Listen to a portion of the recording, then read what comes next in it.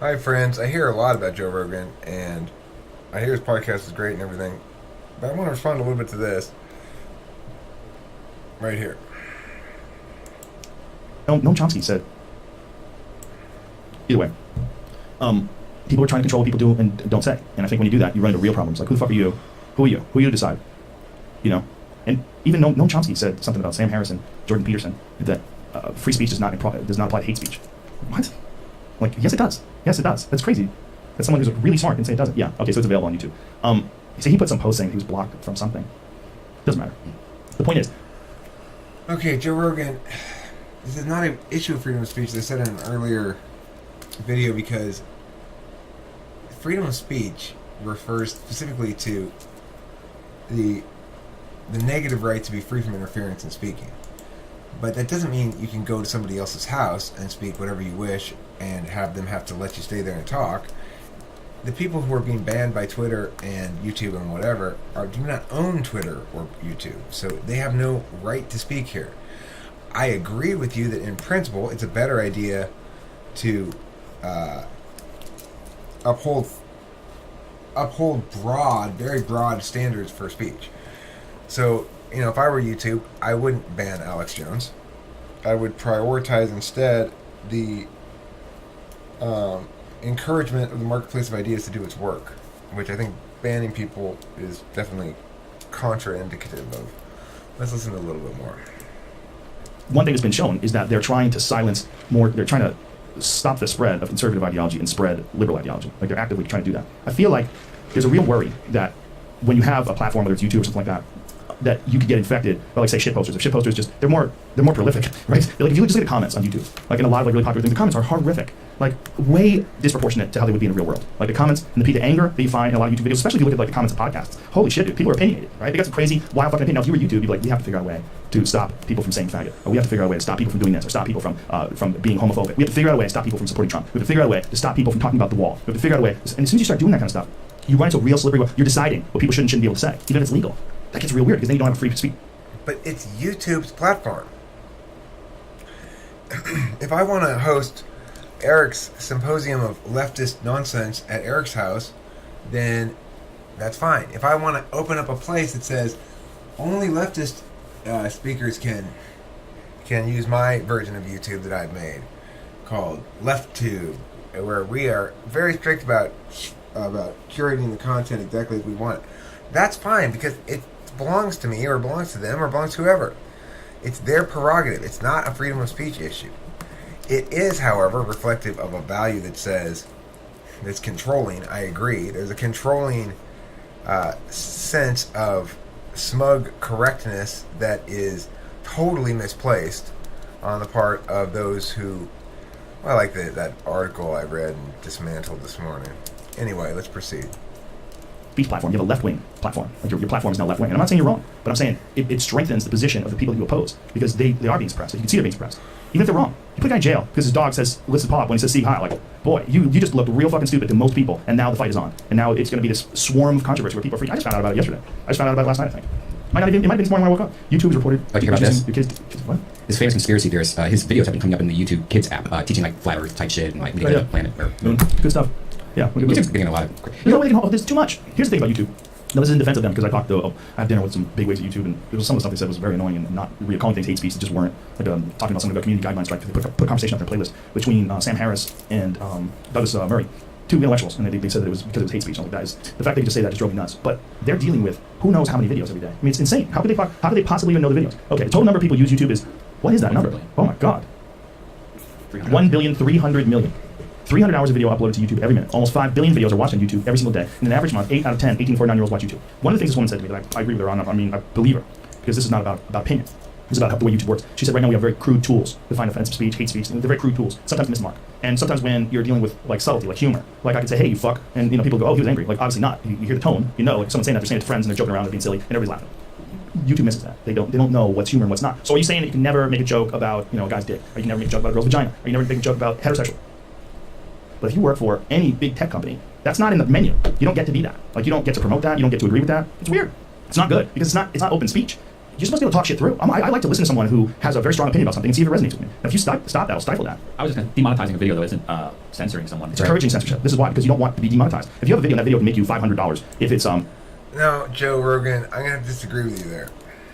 Yes, it's discouraging certain things, or it's saying if you're gonna engage in political speech, then make it pure political speech, and don't profit off of it. Don't blur those lines.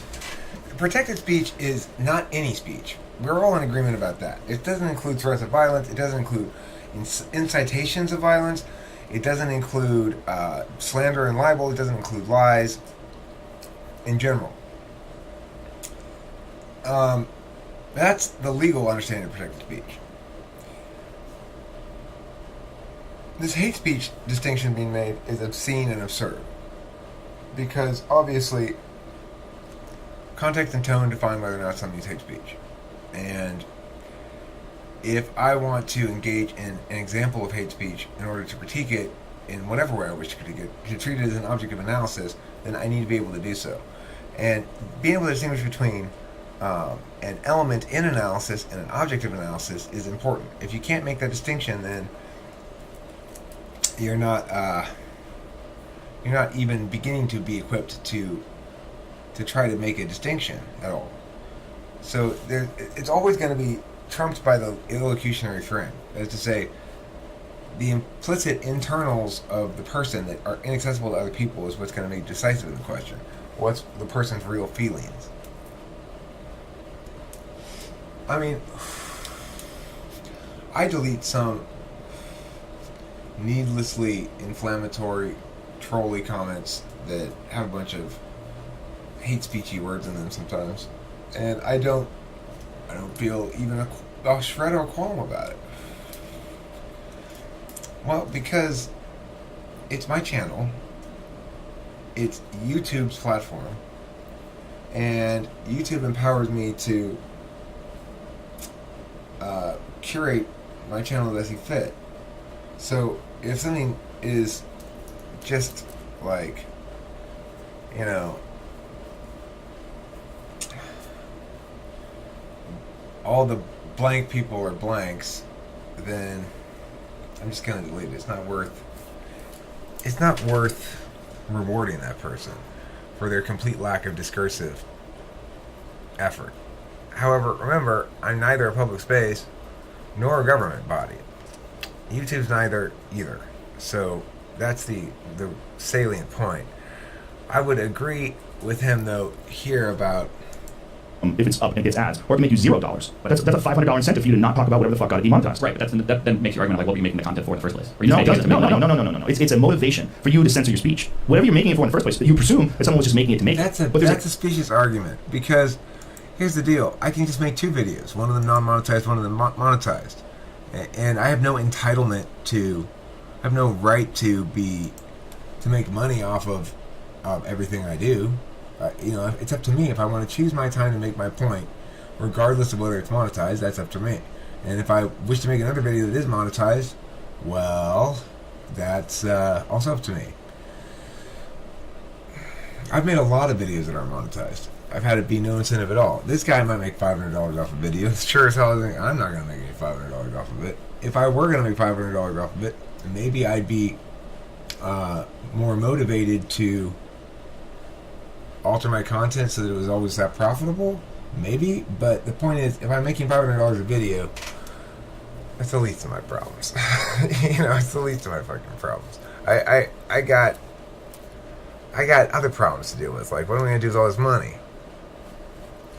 So, Joe Rogan, you're pushing it way too far here. It's like, no, nobody has the right nor the reasonable expectation to be able to monetize things that YouTube doesn't like on YouTube's platform. Absolute monetary value if they put ads on it. So if they take away the monetary value, and they do it specifically because you chose a certain subject, that is in fact a form of censorship. What they're doing is encouraging you to self-censor in order to make more money. They can say, hey, you can do whatever the fuck you want, but we're going to decide that if you talk about fill in the blank, that subject, no money. So don't talk about that subject anymore. They're not going to give you money because they're sharing that money with you. You can still share that video on your Twitter channel, you can still share it on your blog, and still make money if you can find your own advertisers. I see what you're doing, but it's not a good argument. The reason why it's not a good argument is because they made a concerted decision, they made a very clear decision to take away the ads on videos where they don't like what you're saying. That just could be because they don't have advertisers that are willing to pay them.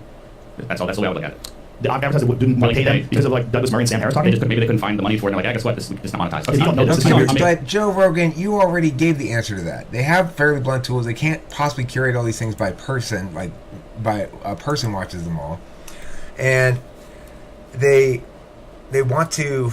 I mean, why don't they let porn up on YouTube? Do you want them to let porn up on YouTube as well? I mean, frankly, I don't. I like to keep my porn and my videos separate. I like to keep my hate speech and my intellectual stuff separate too, maybe. You know, it doesn't matter, though. The point is, YouTube may be, in fact, trying to influence the political dialogue one direction or another, and that is their prerogative. I would agree with you that they're ill-advised to do so. But additionally, I would say this: it's not nearly as cut and dry as all that. I mean, what impacts my ability to make anti-Islamic immigration videos monetizable also impacts the ability of Muslim extremists to make their videos monetizable. So that's fine. It's fair, and I appreciate the voice, the platform, being able to have that much of a voice. So, no, you're wrong about that, Joe Rogan. That his argument that you could monetize it elsewhere is also wrong, because it's not a good argument, because it's allowing you to get past your first argument, which you shouldn't have been able to get past. So, and it's playing right into you. Well, actually, okay, let's pretend as though that is a decisive factor. You don't. That doesn't work like that. Because if anything, YouTube is going above and beyond the Call of Duty. They're saying, even though we don't like this, we respect your right to speak enough that we will let you continue to do it. But since advertisers have an objection to it, and we ultimately, none of us make money if the advertisers flee en masse, and they're very concerned about getting paired with videos that aren't, appropriate or whatever, we're going to make some changes around here. Fair enough. I mean, you can't blame YouTube for being a business and trying to make money and being smart about dealing with the people who actually provide the money, namely advertisers.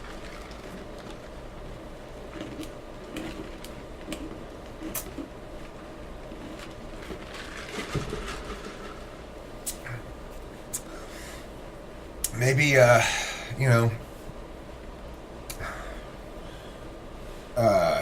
Juicy Fruit Gum doesn't want to advertise on my video about how to get anal mucus out of a white apron.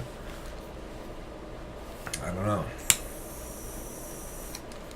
So anyway, that's really all I have to say about this. There's a lot of misconceptions about rights and freedom of speech and stuff, and I might do a primer on rights and stuff like that. I mean, I've done plenty of them in the past, but I could do an overarching, comprehensive sort of primer of politics, even explaining where the challenges lie for respective elements in the ongoing battle for civilization.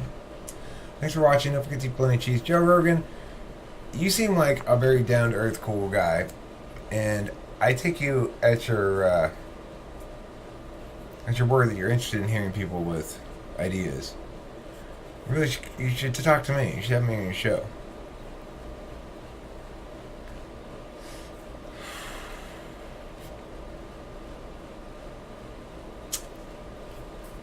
I mean, what else can I say about that? You should. I could tell you why, but it would end up being poor social grace. I'd end up sounding like I was tooting my own horn or full of myself or something like that. But you wouldn't regret it, for sure. I think you'd find me one of the more interesting people you've spoken with.